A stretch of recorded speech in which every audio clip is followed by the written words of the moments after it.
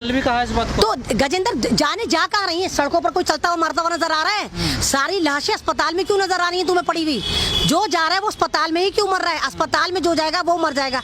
अभी मैं आपको बताती हूँ, एक यूट्यूबर है भारत 91 न्यूज करके, भारत न्यूज 91 करके है, उनकी मम्मी घर में स्लिप हो गई, कोमा में चली गई, किसी अस्पताल ने उनको नहीं लिया। फाइनली 3 दिन बाद उनका जेबी पंथ में डेथ हो गई और अभी तक उनको डेड बॉडी नहीं मिली कि नहीं कोरोना का चेकअप करेंगे। क्यों? जब तुमने स्क्रीनिंग करके उनको अस्पताल में एंट्री दी तब तो तुमने कहा था कि नहीं ये पॉजिटिव नहीं है, और तुमने उनका ट्रीटमेंट भी नहीं करा, उनको हाथ नहीं लगाया डॉक्टरों ने, कोमा में रही और 3 दिन बाद उनकी डेथ हो गई। एज भी ज्यादा नहीं, 55-56 साल। तो ये हाल है। इनको हैवी फंडिंग मिली है। मैंने आपसे पहले भी कहा था, WHO एक लाश पर 20 लाख दे रही है और एक पेशेंट पर 1 लाख दे रही है। तो अस्पताल वाले फर्राटों से मार रहे हैं लोगों को। लेकिन क्योंकि तीसरी जंग अजीम तो हुई नहीं। आप देखो ना, सेकंड वर्ल्ड वॉर जो थी वो 1939 से लेकर 45 तक हुई थी। अब 75 साल हो गए, लोग मर नहीं रहे, आबादी बढ़ रही है, तो किस तरह करेंगे कम? और कम करना है तो इनको गरीबों को करना है। जंग में जाएंगे तो मुल्क का नुकसान होगा, इकोनॉमी टूटेगी। अब अगर गरीब मरता है तो मर जाए, ऊपर से फायदा भी हो रहा है, WHO से आपको 20 लाख भी मिल रहे हैं। तो ये सारा खेल उसका चल रहा है जो इसराइल फंडिंग कर रहा है। लेकिन जो आप बात कर रहे हैं इसका कोई प्रूफ तो है नहीं, ऐसा कोई एविडेंस तो? अरे गजेंद्र, पूरा प्रूफ है। आप इसराइल को जाके सर्च करो, आप इंटरनेशनल न्यूज देखो।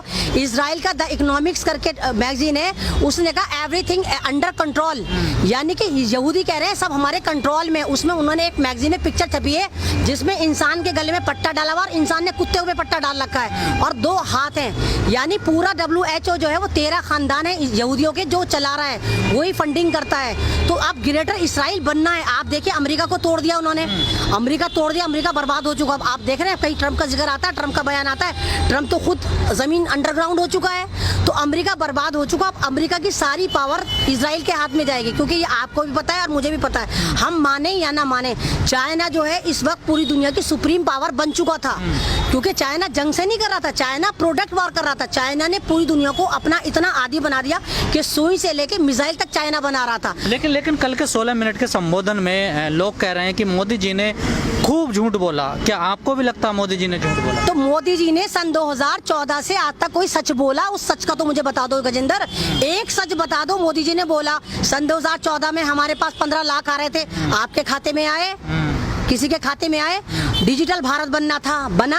सिर्फ इन्होंने नोटबंदी, बेरोजगारी, मंदी, GST सिर्फ ये दिया, इसके अलावा विकास पैदा नहीं करा अभी तक। सारी बेटियां दे दी इन्होंने हमें, तो बेटा भी कोई पैदा नहीं हुआ इनका। बीजेपी नेता कह रहे थे देश में विकास हो रहा है, चहुमुखी विकास हो रहा है चारों तरफ। सिर्फ इनके जितने ही RS के भक्त हैं, ये गोबर भक्त हैं, विकास इनको नजर आ रहा है। इनके यहाँ कोई लड़का पैदा होता है उसका नाम विकास रख देते हैं, तो ये कह रहे हैं हाँ विकास हो रहा है। आप बताओ कहाँ विकास हो रहा है? आप क्या आपकी मांग ये है, अगर 59 ऐप्स करें हैं तो पेटीएम, वीवो जैसे जो कंपनियां हैं इनको भी बंद होना चाहिए? ये कंपनियां भी बंद हो। दूसरा, भारत की जितनी मल्टीनेशनल कंपनी है उसमें चाइना का 75 हिस्सेदारी है, 75% हिस्सेदारी है। तो आप वो कंपनी क्यों नहीं बंद करते हैं? और सबसे बड़ी बात, आप चाइना से अपनी एम्बेसी क्यों नहीं खत्म करते? जब चाइना हमारे पे इतना जुल्म कर रहा है, वो हमें इतना जलील कर रहा है और अब भी धमकी दे रहा है। उसने फिंगर 8, 7, 6, 5 तक कब्जा ली और 4 पे हमारी भारतीय सेना बैठी हुई, वो 4 को भी कह रहा है कि यहाँ से हट जाओ नहीं तो जंग करूंगा। लेकिन मीडिया तो, जो मोदी जी ने जो फैसला लिया है 59 जो ऐप्स हैं उनको बंद करने का, मीडिया तो उनको मास्टर स्ट्रोक बता रही है, एक बड़ी कामयाबी बता रही है। तो मीडिया तो ये भी कह रहा है कि नहीं, भारत 1 इंच जमीन भी नहीं गई और जो फौजी शहीद हुए थे वो अपनी मर्जी से टहलते हुए चाइना में चले गए थे। मीडिया तो कह रहा था।